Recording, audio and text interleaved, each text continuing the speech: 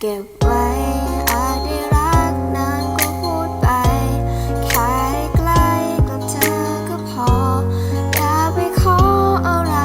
ให้เสี่ยงไม่ใช่ว่าไม่รักเธอแต่ก็ฉันไม่กล้าจะบอกไปก็กลัวว่าถ้าฉันพูดแล้วเธอจะหายไปก็ไม่พูดดีกว่า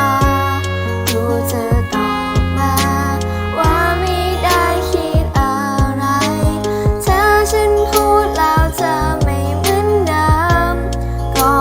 ไม่พูดดีกว่าแอบรักแบบนี้มันก็ดีกว่าบอกแล้วเสียใจ